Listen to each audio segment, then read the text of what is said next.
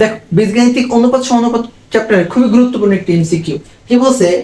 5 কি বলছে দেখো তো ভাইয়া, বলছে 5, 10 এবং 8 এই অনুপাতটি চতুর্থ সমানুপাতি বাই করতে বলছে। এখন যদি তোমাকে এরকম তিনটা দিয়ে তার চতুর্থ সমানুপাতি বাই করতে বলে, তাহলে তুমি কিভাবে বাই করবা?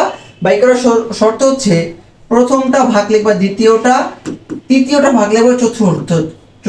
তো চতুর্থ তুমি যাও না, এক্স ধরলা। আবার বলি কি করবা, তুমি হচ্ছে যদি বলে যে তিনটে দেওয়া আছে তার চতুর্থ সমানুপাতি বের করো, তাহলে তুমি কি করো? প্রথমটা ভাগ দ্বিতীয়টা, তৃতীয়টা ভাগ চতুর্থটা এটা লিখবা। ওকে, এবার ক্রস গুণ করো। তাহলে কি হবে বলতো? এখান থেকে পাবা যে কি বলতো 5 ইন্টু এক্স, এখান থেকে পাবা 8 10 কে 80, বা এখান থেকে এক্স ইকুয়াল টু কি দেখা যায় বলতো? দেখা যায় 80 ভাগ 5, বা 5 ষোলো কত হয়?